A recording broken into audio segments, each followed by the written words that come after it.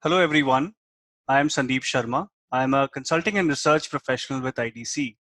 Let me at the very outset mention that this is not a professional video that I'm doing. So this is nothing and no relation whatsoever with IDC. This is merely an endeavor to give back to society through knowledge dissemination on themes such as education, healthcare, innovation, and others. And these topics and themes are extremely relevant for our society. Today, it is my pleasure and privilege to welcome for a discussion my dear professor at the business school and a very eminent academic, Professor Dr. Joy Mukhopadhyay. Dr. Joy Mukhopadhyay is an educational and management consultant based in Bangalore. He is a visiting faculty member for a number of institutes in India. He has been the academic supervisor for Warwick University, UK, which is a prestigious UK university. He is associated with many other organizations as well. He has studied at IIT Kharagpur and later obtained his PhD from the Indian Institute of Science, IISc, which is in our city, Namma, Bangalore. He has a total of more than 40 years of experience in research, corporate, and academics. That's amazing. He has authored more than 90 research papers and chapters in 4 books, which are published by Springer. He is also on the editorial board of a few journals. He travels widely in India and abroad, delivering lectures and conducting FTPs, workshops. He has chaired a number of sessions at numerous conferences and seminars. And to top it up, he is also the CEO of a management consulting firm, which is based in Bangalore. Welcome to the discussion, Dr. Mukhopadhyay. Thank you, Sandeep. Thanks for the kind introduction. Thank you so much, sir, for taking time out.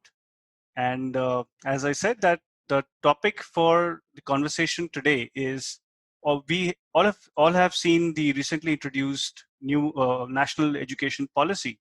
So today I'm going to take the views of Dr. Joy Mukhopadhyay on the recently introduced national education policy. We want to discuss, can this new education policy reinvent and reinvigorate business education in India? Let me quickly give the audience a context, Dr. Joy Mukhopadhyay, and then I can hear your perspectives on some questions that we have prepared. So over the Yes, last 3-5 years, the demand for business education in India has plummeted significantly. And this is primarily because of lower employability skills, which ultimately lead to lower levels of industry interactions, thus impacting placements as well. And as you know that if you have lower placements, that would impact admissions negatively. That's why this is one of the reasons why the demand for business education, specifically the MBA programs, has come down. And most business schools in India are also privately owned. They have their focus on volumes and not on quality. This is reflected in poor performance in areas such as curriculum design, faculty recruitment, and improvement.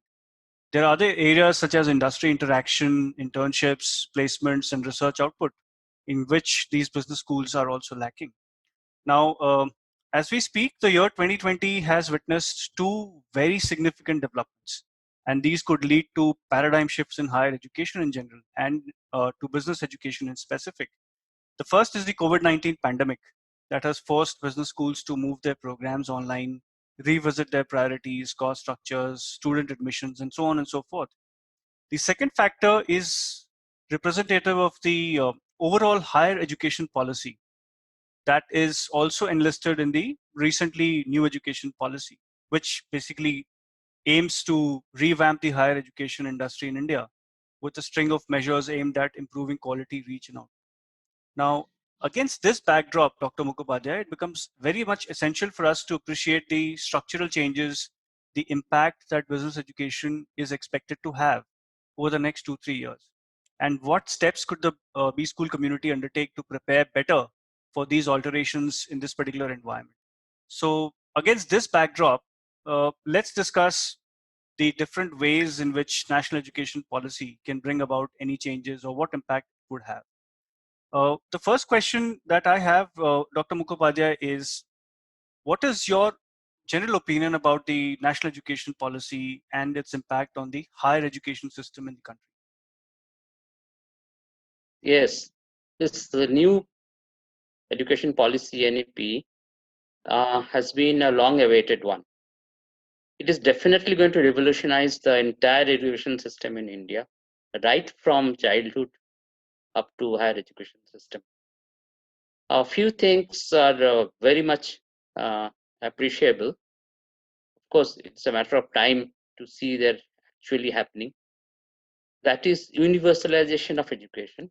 That has been a big demand for a long time, but for so many practical difficulties, it was not possible to implement. So this policy is trying to implement that. To take a simple example, right from starting from school education, in India, our states are divided according to language, and each state has got its own school curriculum. That is, each state has a separate school education board. Then, of course, overall we have central board, and then we also have a few other kinds of boards running parallel. So we have CBSE exam, Central Board of Secondary Education, having class 10 and class 12.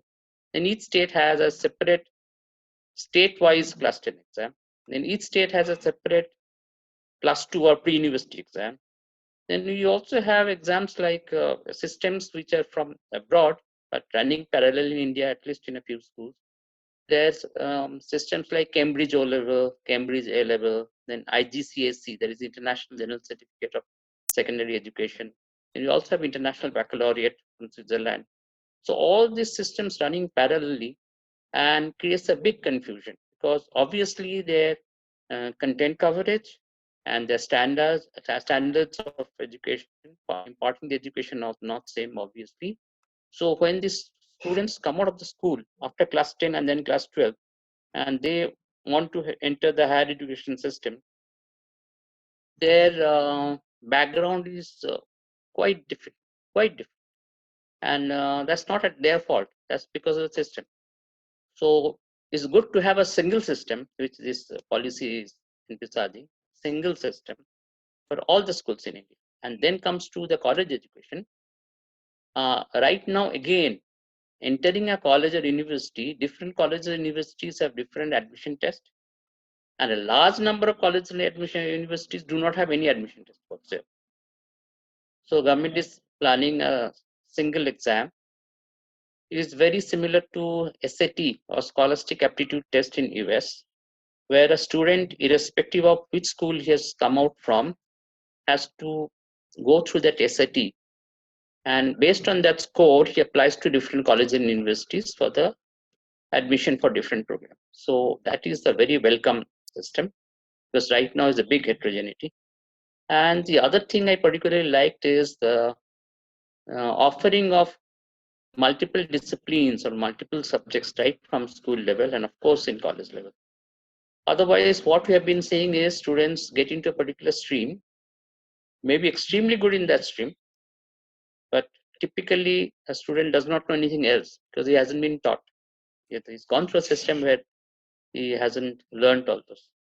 So that is going to get eliminated because the system encourages a student to take all kinds of subjects. To give an example, a student may take a major in physics and minor as music, something unheard of or unthinkable in the present education system.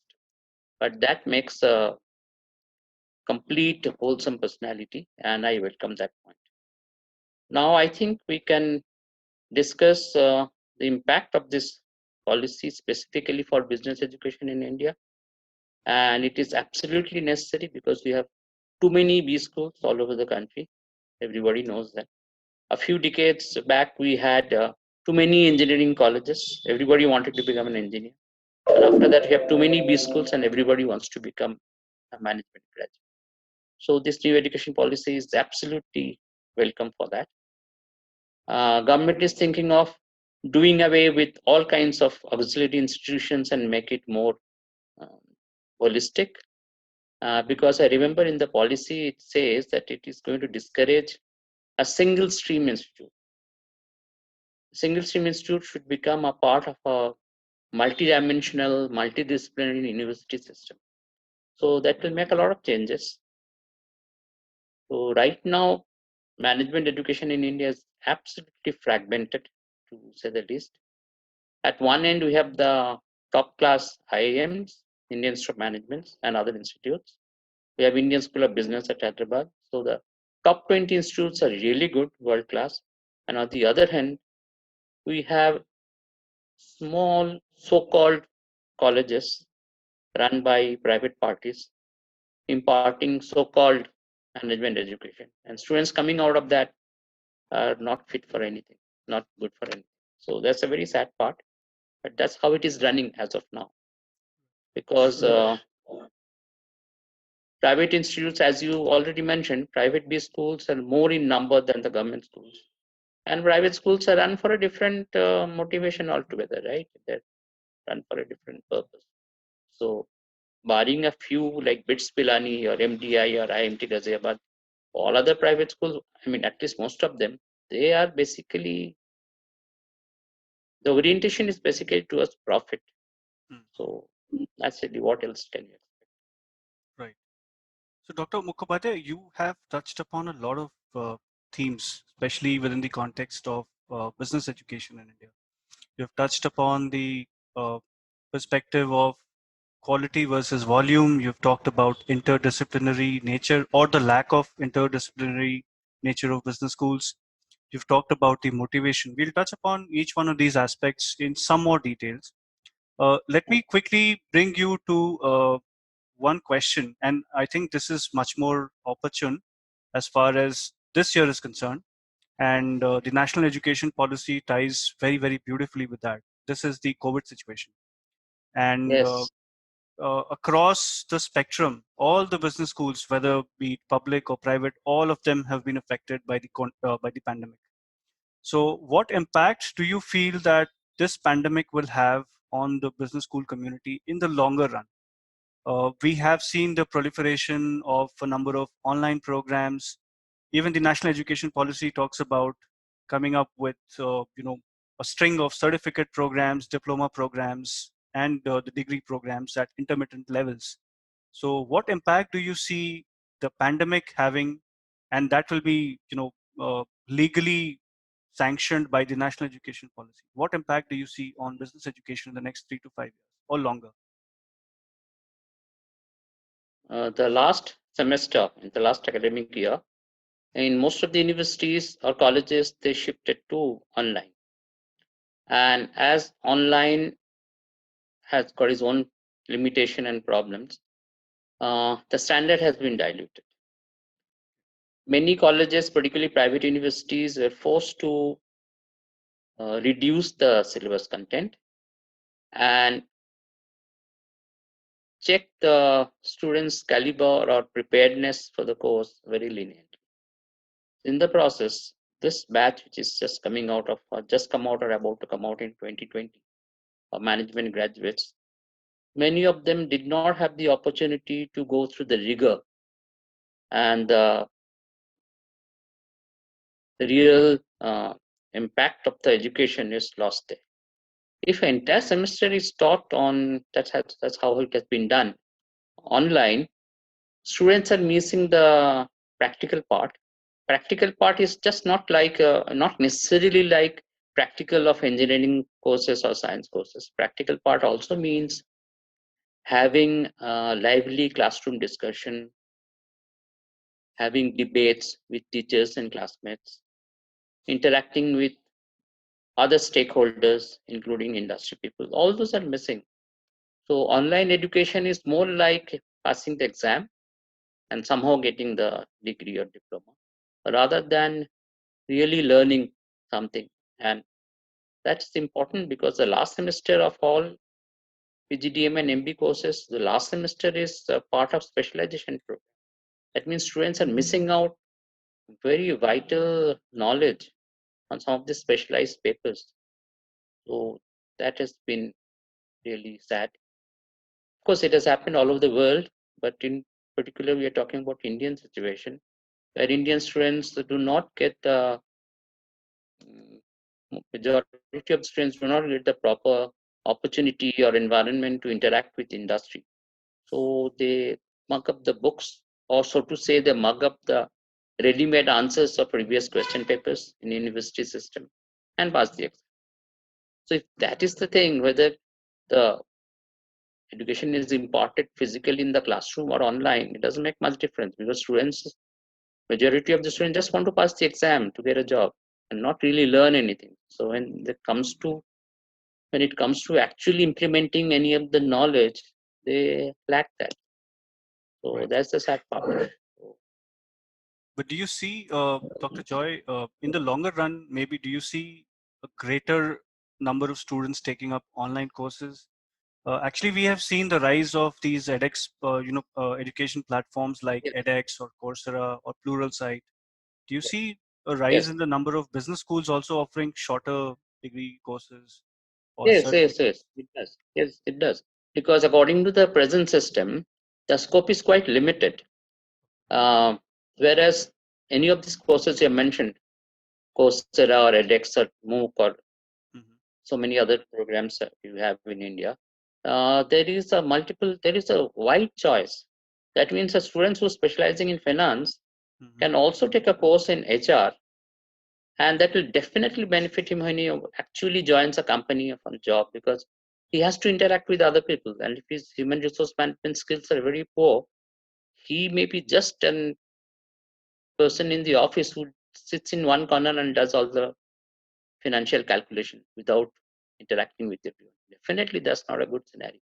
So Absolutely. I definitely see a rise and definitely a welcoming attitude among the students to take more and more courses, because all these courses will impart knowledge on topics which is not part of the regular curriculum and which students have been missing.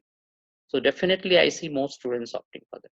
And the government is also mentioned in the policy that these MOOC courses will be given due credit. So definitely it's a very, very welcome situation. Absolutely, sir. In fact, if you compare the number of MOOCs taken on Swayam, which is India's national Yes, online yes, portal, and yes, if you try and correlate it with the credits which have been accorded by the respective institutes, you would see a positive correlation and a very high positive correlation between the admissions rate, between the number of people who have completed these courses, and the credits which are accredited, which actually goes to point out that colleges have been accepting it and people are recognizing the benefits of these MOOCs because of this one particular factor as well. yes, But definitely. Dr. Joy Mukhopadhyay, this brings me to the question: if students are ready, which means that the demand would be there, what about the supply? Do you feel that the business school community is absolutely ready to take the plunge? Do they have the faculty members, the required expertise to deliver these courses? What is your opinion on the faculty, uh, scenario, the lack of skilled faculty members, and this particular shortage in the country? What is your opinion on that? Yes, lack of suitable faculty members is definitely a very, very moot point to discuss. See, on one side you have IIMs, and in the last few years, new IIMs have started in very remote places. And to be a faculty member at any of these IIMs, actually the expectation is of very high caliber academician. Now, those people who are fit to be professors in IIMs, they don't want to go to such places because they're small places, they're not developed enough. There's hardly any industry interaction there. So I don't want to name, but there are so many IIMs now that do not get the right faculty. The faculty members who are high caliber, faculty members of high caliber living abroad and want to come back to India, and they don't want to go and join this place. They always target the metro cities. So you obviously you understand, given a choice, somebody would join I am in a metro or in a big city or even a two-tier city, rather than going to a three-tier city or a small place who nobody has heard of. That is on one side. On the other side, we have large number, too many private parties running these schools. And who are the teachers there? Majority of the teachers there are those who have joined there just because they are not getting any other suitable job. And that reflects poorly on the way they teach and the way the students learn.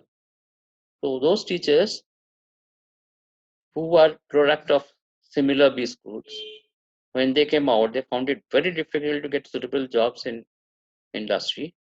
And probably the only other option they thought they had was join another B school or go back to their own school in a small town in a small place and join there as a teacher. Now, two things. One is their aptitude and their attitude. Aptitude is obviously lacking. They are not, sorry to say, good enough. And attitude is, I'm here to teach till I get a job somewhere else, till I get a better job. So they come and join as teachers and then keep applying for other jobs, be it in a bank or be it in another industry. And as soon as they get that, so they use it as a stopgap. So there is a big mismatch between demand and supply. And most of these small private universities and colleges and private B schools, the salary is much less than what is expected. So bright people don't want to go there. As simple as that. Actually, that was a very valid point, Dr. Mukhopadhyay, which brings me to my next question. We understand the problem of faculty, lack of well qualified faculty members, and this has been a raging debate since a long, long time. Can you give us a couple of pointers as to what should the B school, business schools consider? What steps should they undertake to address this particular problem?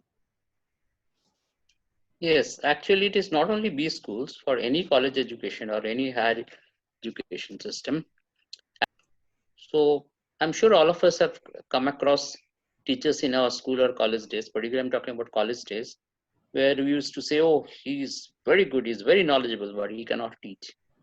Either he doesn't have the inherent ability of teaching and or he has never gone through a course similar to B.Ed, where he's taught how to teach. So I feel any anyone opting for a teaching job in a higher education system should also have an opportunity to go through such course, how to teach. That's lacking. Okay. So that we are aware of, all of us. A good knowledgeable person is not necessarily a good teacher, right? So I think government is planning to have some courses like that, how to teach. Many colleges, before recruitment, a candidate is asked to give a demonstration lecture and then only is recruited. But just simple one demonstration lecture may not be enough in the long run. And again, there are many colleges where this even the concept of demonstration lecture is not there. Somebody who's got a good academic record is recruited as teacher. That doesn't necessarily mean he's a good teacher. So good teacher is knowledge, of course, but then communication skill, classroom management, interacting with students in a positive manner. All this may be missing. Sure, So I think one such program is necessary. sure, sure. Government of India also signed and is a member of international movement that is called outcome-based learning. Okay. Outcome-based learning is right at the beginning of a course, it is decided what should be the outcome of learning for this particular course for the students. And the teaching should be done in such a way that those points of outcome-based learning are fulfilled. So that's not there as yet, but government is trying to push it, and many colleges and universities are slowly trying to adopt it. It's right at the beginning. The consideration is on what the students are going to learn by doing this course. What are they expected to learn? Right now, it is expectation from the students' point is just passing the exam and barely beyond that. So that outcome-based learning is an important point. So I think that should be clarified right at the beginning that this course will enable the students to learn this, and hence you'll be able to use this in such circumstances. That's sadly missing. That's why numerous survey says that Indian students, majority graduates are not good enough for the industry. It is said more often for engineering students, and you may be aware of large number of engineering graduates who do not get job in engineering industry, willingly or unwillingly join an MBA course to increase their employability. But the situation remains the same. After 2 years, it will be the same. They really do not know what to do.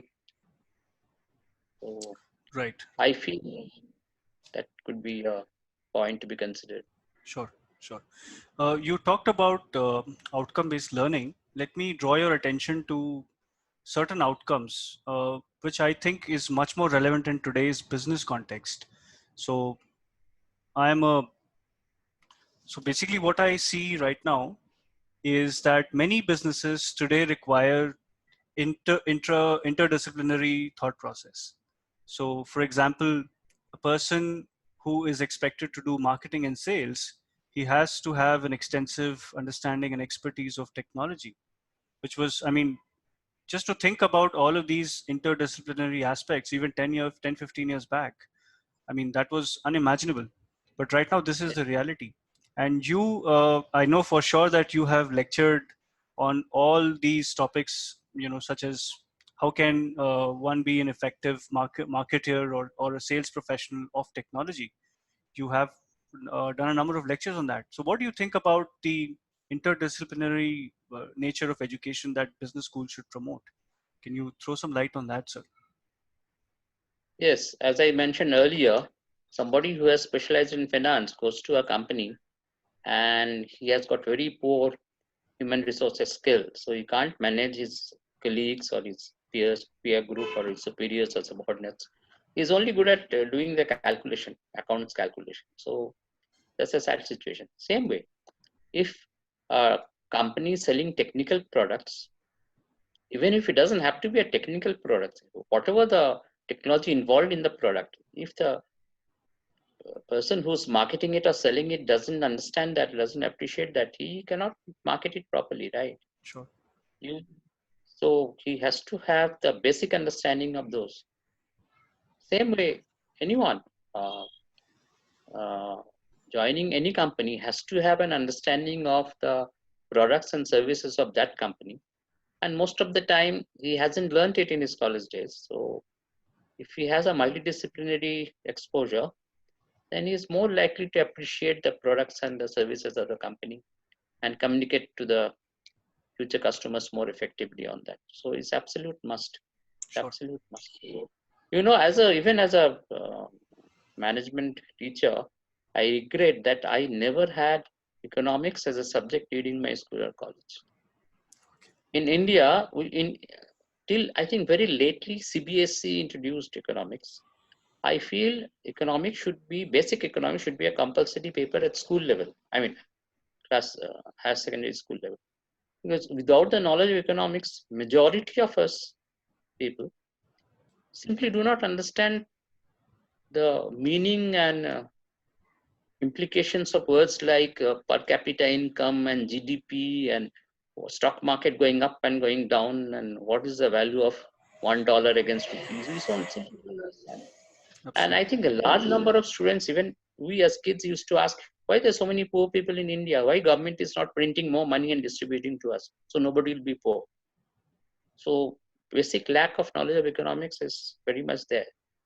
So Right. though there is a paper on basic economics in the MBA level, but knowledge remains still very, very basic and fragmented. Because as I said again, students think that I'm not going to specialize in finance. Why do I need a knowledge of economics? And student who has come from BSc or BE background doesn't appreciate that. He thinks somehow he has to pass that so that he can get a marketing job. But without knowing that economics, I can so actually relate to that very, very, very nicely because during my consulting engagements, during my research engagements, I come across a number of concepts which can be applied, concepts of economics, which can be applied beautifully to these consulting situations. So I can really relate to whatever you're saying. And during my without college days, sir, I frankly did not appreciate the value of economics as as I the same. said, every educated person must have the basic knowledge of economics. Otherwise, I mean, an average, I'm talking about average educated Indian, whoever it is, an engineer or a doctor or whoever it is, if he opens the newspaper, I'm not only talking about economics newspaper, financial newspaper. Even if he opens Times of India, any newspapers, half the news he actually doesn't understand. Absolutely. Because every day the inflation rate is given, every day the value of rupee against dollar is given, and we keep getting those news. Rupee has appreciated, depreciated by a few paisa here and there, and most of us don't understand what is it all about. So I think True. it's absolutely necessary. So True. this exposure to various subjects is definitely going to make a lot of differences, positive. So, Dr. Mukhopadhyay, I would just like to ask you one last question before we sign off on this. This question is actually quite close to my heart. I have myself been an entrepreneur. You know that I've started my own edtech company and ran that for quite some time. So it's very close to my heart. And I have always believed that entrepreneurship or innovation can really go a long way as far as driving employability skills is concerned. Because in a sense, if you are an entrepreneur, if you start something on your own, this is the real application of whatever you have learned in a business school. So do you think that innovation can play a big role, startups and SMEs can play a big role in driving employability skills of MBA students in India? Definitely, because entrepreneurship is the need of the hour. Everyone cannot get a job in established companies, and if a person has got entrepreneurial attitude and skill, soon enough he will be able to start something on his own. Even it is a failure after a few years or so, there's always something to learn and restart again. You would know so many what we call serial entrepreneurs Sure. who move from one entrepreneurship to another because of continued success or maybe because of failure. Doesn't matter. So you have so many small scale industries, SMEs, which actually is a win-win situation if an MBA student goes there for entrepreneurship training.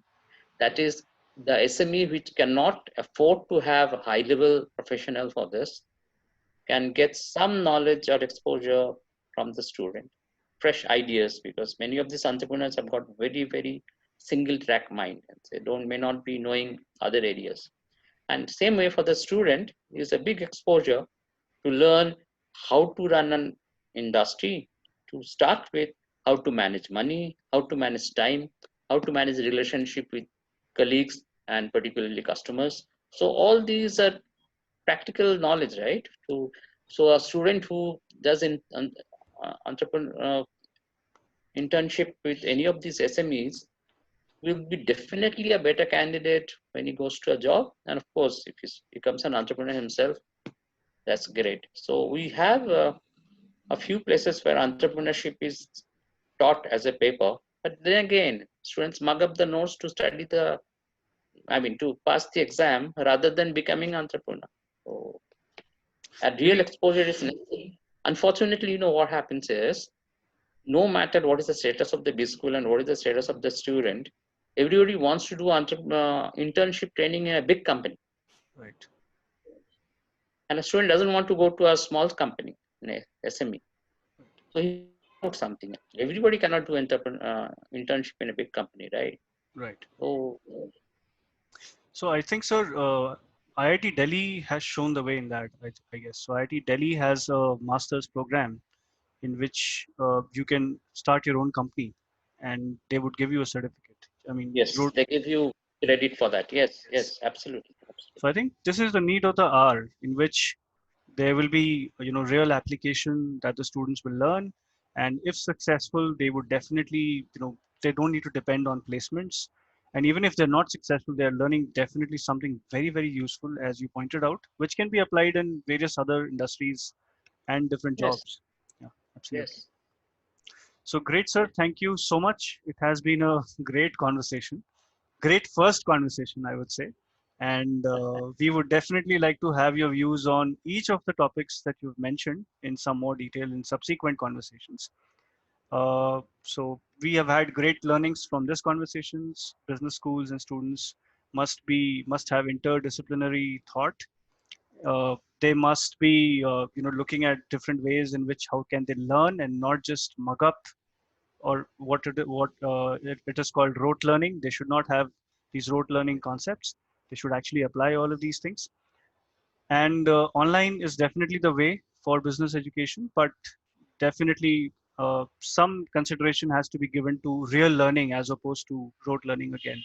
These are great learnings from my side, sir. From whatever I've heard from you today, we would I would like to request you for any concluding remarks that you might have for the students in the business schools in Bangalore and in the country. Thank you. I have taught and lectured in all kinds of schools, from the top ones to one room. Would you believe it? One room B school, which is surprisingly, which is surprisingly uh, allowed in India, Mm-hmm. because there are certain organizations which give permission, and Mm-hmm. they give permission. So the problem is, as I'm repeating myself, this students are in an atmosphere and environment where they think that somehow they have to pass the exam, and definitely a job is waiting in a silver platter for them. Whereas what industries need is a person who's capable of critical thinking and problem solving attitudes and aptitudes, which students are missing. So we need people who can think how to solve real life problem, and not just uh, passing the exam for the sake of exam and how much marks I get and all that concept.